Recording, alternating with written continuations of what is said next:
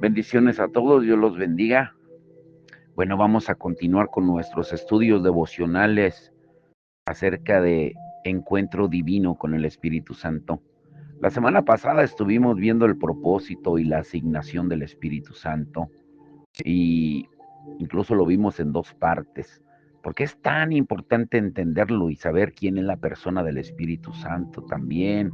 Y el título de hoy es muy confrontador: el rechazo a la persona y las cosas del Espíritu. El viernes pasado hablábamos que por mucho tiempo la filosofía ha luchado con el fin de destronar a la teología bíblica, pero sigue fallando en el intento. La filosofía es el amor por la sabiduría humana, es la ciencia que trata de responder las grandes interrogantes que acosan al hombre, como el origen del universo, el sentido de la vida y otros asuntos relacionados desde una perspectiva natural. En contraste, la teología bíblica es la ciencia que nos ayuda a ver las cosas desde la perspectiva divina.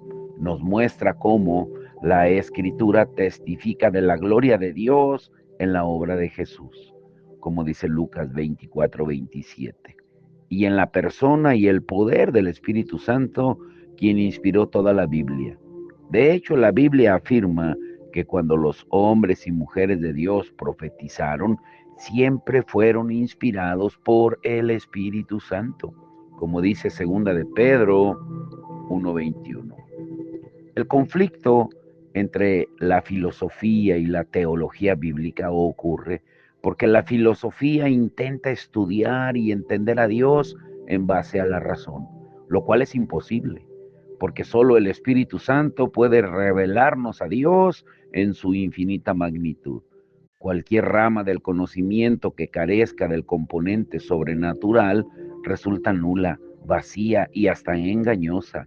Y de hecho, aún si asistimos a un instituto bíblico u obtenemos un doctorado en teología, eso no garantiza que conocemos la verdad, porque el hombre natural no percibe las cosas que son del Espíritu de Dios, porque para él son locura y no las puede entender, porque se han de discernir espiritualmente, como dice Primera de Corintios 2:14. Hay muchos que solo buscan explicaciones lógicas a las preguntas de la vida y terminan totalmente apartados de la verdad. En el proceso terminan relegando a Jesús a la misma categoría que cualquier otro filósofo. Yo conozco personas que tienen varios diplomas y como resultado de su alto nivel educativo han formado hasta sus propias opiniones de Dios, las cuales están muy lejos de la verdad contenida en la Escritura. Su conocimiento los lleva a vivir lejos de la revelación que nos ofrece el Espíritu de Dios. Muchas religiones creen en los principios de Dios, pero no en su poder sobrenatural. Hoy en día es común oír enseñanzas sobre el Espíritu de Dios y hasta de las cosas del Espíritu, pero la idea de lo sobrenatural no es popular. Es más, resulta ofensiva a mucha gente. Lo sobrenatural involucra milagros, señales y maravillas, los dones del Espíritu, la revelación de los misterios de Dios, la voluntad de Dios para cada temporada de la iglesia y las vidas de los creyentes, la transformación del espíritu, mente y cuerpo, la expulsión de demonios, la resurrección de muertos y muchas cosas más. El espíritu opera en el ámbito eterno, un nivel muy superior al de la razón. El hombre carnal opera únicamente en función de sus cinco sentidos y por consiguiente él no entiende las cosas del cielo, es incapaz de discernir las cosas que se originan en el espíritu, ya que su mente comprende solo aquello que resulta lógico para los humanos. La sociedad está enfocada en la autosuficiencia, la individualidad y la satisfacción inmediata, por lo cual ha convertido la educación, la razón y la lógica en sus nuevos dioses. Ha reemplazado todas las cosas espirituales por las naturales y considera el poder sobrenatural de Dios como algo no intelectual u obsoleto. Y como resultado, esta generación solo respeta aquello que puede ser científicamente probado, concretamente medido y lógicamente analizado. Este tipo de mentalidad a la cual se ha reducido nuestra cultura contemporánea niega el poder de Dios. Es natural que el conocimiento de Dios haya sido suprimido de las escuelas y universidades donde opera el espíritu del mundo y donde el conocimiento es venerado como la fuente de todas las cosas.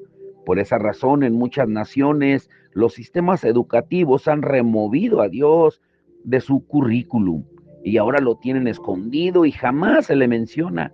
Los estudiantes son educados en un mundo que vive en oscuridad espiritual y a diario son entrenados para negar la existencia de Dios. Sin embargo, como no puede reinar más de un Dios en un mismo ámbito, o reina nuestro Señor Jesucristo, o reina cualquier otro Dios.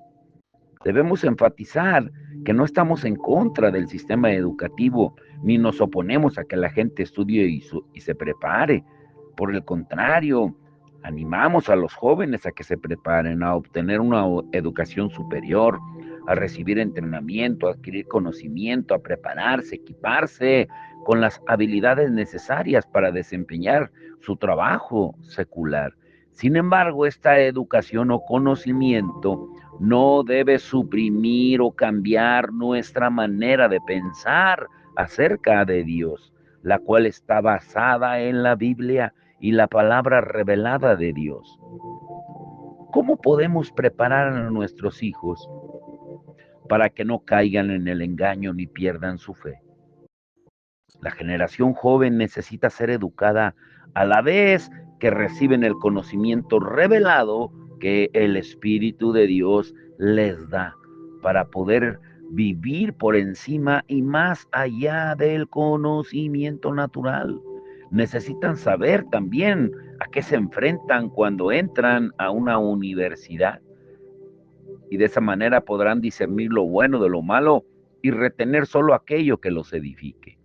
Debemos instruirlos en el camino correcto para que nunca se aparten del Señor, como dice Proverbios 22, verso 6.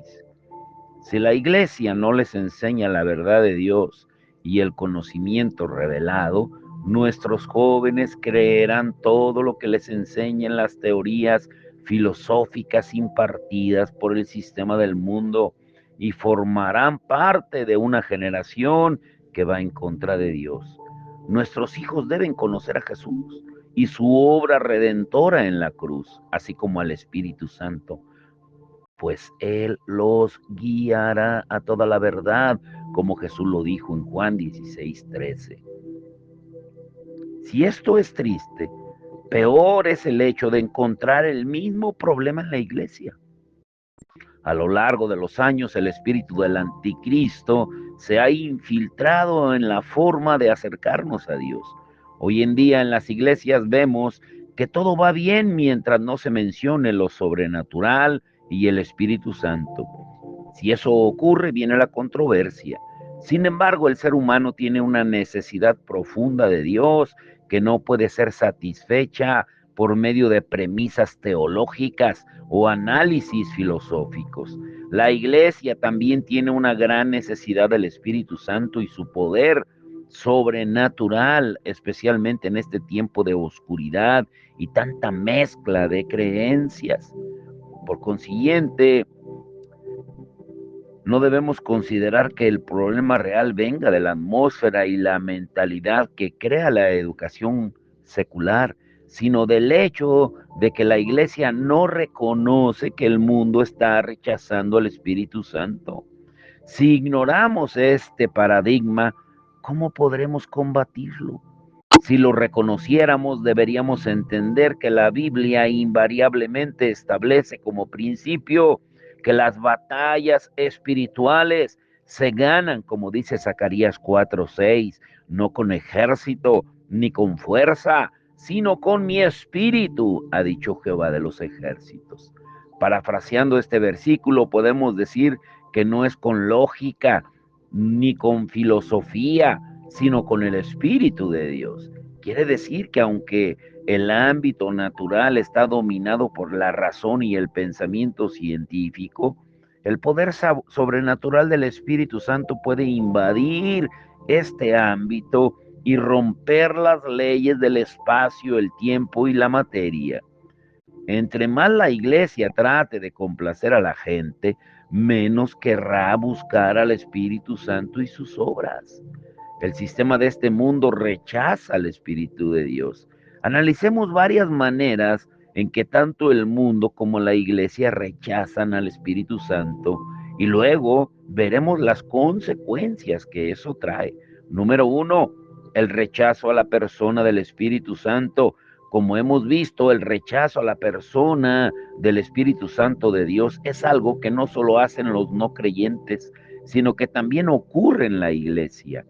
Cuando su presencia se manifiesta en medio de un servicio, los líderes lo ignoran y siguen el programa que tenían preparado sin permitir que él se mueva entre su pueblo. A esos líderes no les importa. Ellos en verdad no lo quieren en la iglesia.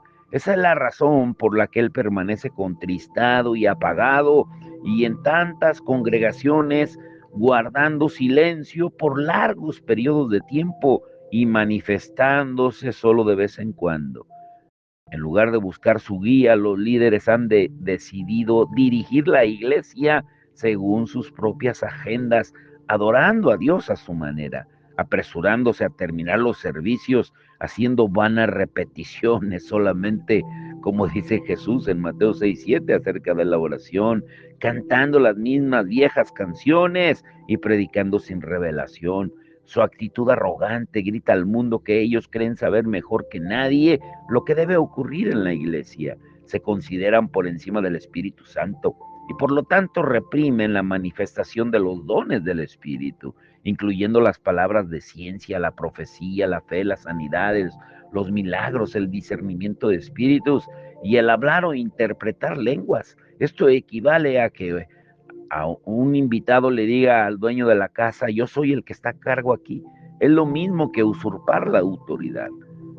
El Espíritu Santo va donde es bienvenido y se queda donde es reconocido y se mueve donde se le da libertad. Ahora debemos estar conscientes que el Espíritu Santo ya está dentro de nosotros, pero ¿cuántas veces lo tratamos como una persona enviada por Cristo? La Escritura dice que en Él nosotros todos somos transformados de gloria en gloria en la misma imagen de Cristo, como por el Espíritu del Señor, en 2 Corintios 3:18. El origen de todas las cosas de Dios es el Espíritu Santo. Si tú no lo quieres, pues tampoco querrá nada que procedas de Él. No tendrás una relación con el Espíritu de Dios. Serás desconectado de la vida de Cristo y como resultado dejarás de ser transformado a su imagen. Lo que quede ya no será de Dios, sino una religión, una práctica cultural o una tradición. Sin embargo, cuando anhelas la persona del Espíritu Santo, cuando lo conoces y le das lugar, el lugar que merece, una pasión por Dios y su poder vuelve a encenderse en ti. Te haces más sensible al mundo espiritual y comienzas a reconocer lo que proviene y lo que no proviene de Dios. Un celo genuino por aquello que procede del Espíritu empezará a crecer dentro de ti y a correr como ríos de agua viva. Cuando rechazamos la persona y las cosas del Espíritu de Dios, también rechazamos a Cristo como cabeza de la iglesia. El Hijo de Dios dijo que nos enviaría el Espíritu Santo, quien lo revelaría a él y su verdad en Juan 16, 13 y 14. El Espíritu sería el administrador de los dones para llevar adelante el ministerio de Jesús en la tierra. El Espíritu sería el poder mismo por el cual operamos la unción para hacer milagros, señales y maravillas en su nombre y para predicar su palabra con denuedo. Así que si rechazamos al Espíritu Santo, rechazamos también la autoridad de Cristo sobre su cuerpo, la iglesia. Tú no puedes rechazar las cosas de Dios y decir que crees en el Espíritu Santo. Número 2, el rechazo al poder sobrenatural del Espíritu Santo. De los 7 atributos del Espíritu Santo mencionados en Isaías 11:2, el que parece ser más rechazado es el espíritu de poder. Durante el nacimiento de la iglesia, todos los aspectos del espíritu fluían con libertad y había un énfasis en su poder. Ahora te pregunto, ¿puede acaso el Espíritu Santo ser descrito sin el elemento del poder?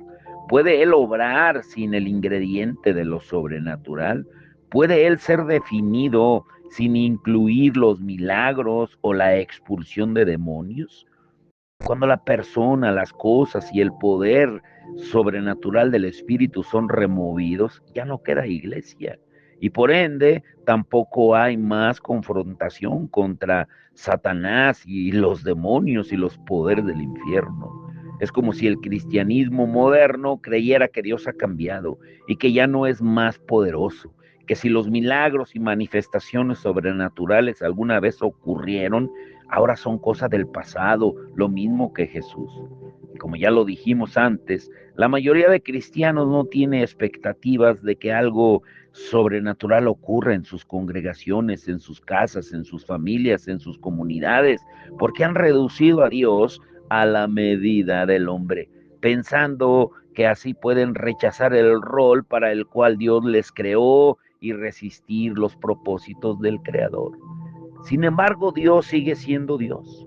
Él no ha cambiado y sigue siendo el creador y dueño del universo y de todo lo que en él hay. Jesucristo sigue siendo el redentor de una raza caída. Él no cambia, dice Hebreos 13:8, que es el mismo de ayer, de hoy y por los siglos. La humanidad no podría sostenerse a sí mismo si Dios no le diera aliento de vida. Y lo más importante, no podría alcanzar la vida eterna sin la obra terminada de Jesús en la cruz. Dios es nuestro Padre, Él nos ama tanto como a Jesús y nos ha dado la forma de cómo podemos llegar a tener una relación íntima con Él. Sin embargo, eso no significa que podemos olvidar que Él es soberano, que Él es la cabeza y suprema autoridad de toda la creación. Como seres creados, nosotros no le damos órdenes a Él. ¿Mm? Antes ya lo dijimos que una de las funciones del Espíritu Santo es testificar acerca de Jesús y revelárnoslo. En Juan 16:14 Jesús mismo lo dijo. Y si esto es así, ¿cómo puede alguien decir que cree en Jesús y a la vez negar una de sus características más destacadas, su vida sobrenatural? ¿Cómo puede alguien no creer en su poder si todo en Jesús es sobrenatural? Su nacimiento, su ministerio, su resurrección y todo lo demás. ¿Cómo puede alguien rechazar lo sobrenatural y aún creer que puede ser lleno del Espíritu Santo? Asimismo, no podemos conocer al Espíritu Santo mientras neguemos su poder y milagros. Es como decir que tú conoces, amas y aceptas a alguien, pero odias quien es él o ella. Tú no puedes decir que conoces al Espíritu Santo, pero al mismo tiempo negar lo sobrenatural y ser ajeno a su poder. Satanás no pudo evitar que Jesús llevara a cabo su plan de salvación. Sin embargo, aunque el enemigo no pudo detener la obra de la cruz, él continúa tratando de atacar a los hijos de Dios. Y como hemos visto, la siguiente etapa de su plan para derrotar al Hijo de Dios es ir contra la iglesia, ya que no pudo evitar que naciera bajo el poder del Espíritu Santo. Su plan desde entonces ha sido destruir al pueblo de Dios a como dé lugar.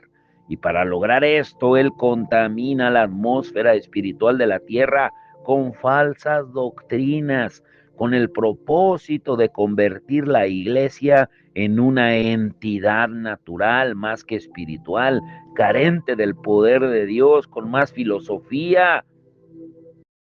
Para el enemigo es fácil conducirla al sincretismo, a la unión de lo idolátrico, de lo pagano, con lo divino, a un sistema que mezcla una variedad de doctrinas con el fin de comprometer la verdad y los principios de Dios.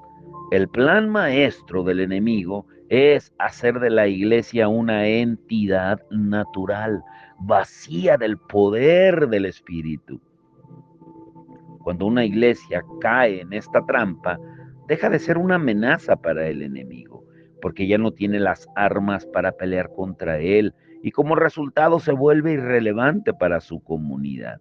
Si una vez fue luz en medio de la oscuridad, se convierte en refugio de tradicionalistas religiosos. Si antes la iglesia adoraba genuinamente a Dios, se vuelve una institución que apenas halaga a sus miembros. Si la iglesia alguna vez le permitió al Espíritu de Dios moverse en medio de su pueblo y traer convicción de pecado, luego cambia y se convierte en una entidad sin vida que consiente el pecado y complace a los hombres en lugar de Dios. En esas iglesias alguna vez Dios ocupó el primer lugar, pero ahora son sus líderes que pasan a ser las estrellas del show y hasta se les trata como si estuvieran por encima de Dios. Uy, que si hay tanta idolatría de hombres hoy en día. Asimismo, muchos líderes creen que pueden dirigir un ministerio sin el Espíritu Santo y su poder sobrenatural, porque ven el ministerio como una carrera o una profesión, no como un llamado de Dios. Sin embargo, esto no debería sorprendernos, pues es la misma actitud que el hombre mostró hacia su creador desde el principio. Basta con observar al primer hombre y a la primera mujer en el Edén, desobedeciendo a Dios, rebelándose contra su creador y queriendo hacer las cosas en su propia habilidad. El rechazo al Espíritu Santo, escúchalo bien, es el comienzo de la apostasía. Hebreos 6, 4 al 6 dice, porque es imposible que los que una vez fueron iluminados y gustaron del don celestial y fueron hechos partícipes del Espíritu Santo y asimismo gustaron de la buena palabra de Dios y los poderes del siglo venidero y recayeron, sean otra vez renovados para arrepentimiento, crucificando de nuevo para sí mismos al Hijo de Dios y exponiéndole a vituperio. Cuando la gente se aleja de su fe para ir en pos de sustitutos naturales y comienza a vivir en un estado de pseudo espiritualidad, sin duda están a punto de caer en apostasía.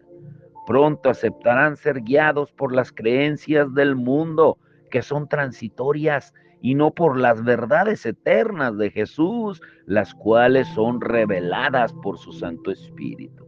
Ahora escucha muy bien esto. Ay, te quiero dejar con esto. Esto es muy importante que lo entiendas. La palabra apostasía viene del latín apostasia, que a su vez procede del griego apistashati o apistastai. Esta palabra griega deriva del vocablo apo, que significa fuera de, istashashi, que significa colocarse. En el mundo espiritual, apostasía significa colocarse fuera de la verdad. Significa disociarse, desvincularse de la fe, renunciar a ella. Sus sinónimos son abandono, blasfemia, deserción, deslealtad, renuncia, retracción y traición. Te pregunto, ¿no lo estamos viendo ya? Vivimos tiempos donde la iglesia está renunciando y disociándose a sí misma de la persona y las cosas del espíritu, así como de lo sobrenatural. No es simplemente una tendencia o un problema inocente, es el plan de Satanás. Su objetivo final es que la iglesia rechace lo sobrenatural y termine renunciando a Jesucristo. En suma, es el espíritu del anticristo y el principio de la apostasía. En primera de Juan 2:18 leemos, hijitos, ya es el último tiempo y según vosotros oísteis que el anticristo viene, así ahora han surgido muchos anticristos. Por esto conocemos que es el último tiempo. El prefijo anti en anticristo también procede del idioma griego y significa opuesto o con propiedades contrarias. El espíritu del anticristo se opone a Jesús e intenta reemplazar lo que él representa. Odia todo lo relacionado con Jesús, como el ungido, con el poder de Dios y con la cruz. La unción es el poder de Dios que opera a través de nosotros. Por consiguiente, cuando alguien hace a un lado lo sobrenatural y rechaza al Espíritu Santo, inmediatamente pone un pie en el abismo y corre el riesgo de apostatar de su fe. Peor aún, cuando se oponen a Jesús mismo, muestran que le han dado lugar en sus vidas al espíritu del anticristo. Cuando el espíritu del anticristo influencia la vida de una persona, ésta comienza a hablar mal del espíritu, de sus obras y de todo lo sobrenatural. Y esto los lleva a comprometer los principios de Dios, a divorciarse de su espíritu hasta que finalmente renuncian a su fe en Jesús. Te vuelvo a repetir, el comienzo de la apostasía es el rechazo al Espíritu Santo, a las cosas del Espíritu y su poder sobrenatural. Vas a tener que escuchar de nuevo el devocional de hoy, el rechazo a la persona y las cosas del Espíritu. ¿Y sabes por qué? Por lo que veremos mañana. Consecuencias de rechazar al Espíritu Santo. Uy, el Señor nos hablará duro esta semana, créelo, porque nunca podemos olvidar cuáles eran las 4 facetas del ministerio de Jesús. Y todo incluía al Espíritu Santo. Mañana lo entenderemos más, pero vamos a orar. Padre, en el nombre de Jesús, te damos todo el honor y la gloria, Señor. Gracias por enseñarnos que no podemos tener un evangelio carente de poder, porque el poder más grande es cuando tu Espíritu Santo convence de justicia, pecado y de juicio a todos los pecadores, para que reconozcamos que solamente por medio de Jesucristo podemos tener salvación, porque solo hay un mediador entre Dios y los hombres, y es Jesucristo. Solo por medio de Jesucristo hay salvación, porque Él es el camino, la verdad y la vida. Y el único que puede revelarnos a Jesús es el Espíritu, porque es el único que puede exaltarlo, como Él tú mismo lo dices en tu palabra, Señor, en Juan 16:14. Él, cuando viniera, te glorificaría a ti porque tomaría de lo tuyo. Señor, enséñanos a reverenciarte más, a tener esos encuentros divinos contigo diariamente, a tener hambre y sed de justicia por las cosas tuyas, Señor. Así como tú tenías esa comunión íntima con el Padre cuando siendo muy oscuro, muy temprano, dice la palabra, tú te levantabas e ibas al monte a orar con el Padre en Marcos 1:35. Señor, necesitamos esos tiempos de devoción, porque no podemos conformarnos solamente con un servicio los domingos y no escuchar tu palabra durante la semana. El dejar de alimentarnos durante la semana provoca inanición espiritual, nos debilita, nos desnutre, nos deshidrata, porque tu palabra es el agua de vida, es el alimento. Señor, que diariamente anhelemos ese alimento tuyo que solamente tú nos puedes dar.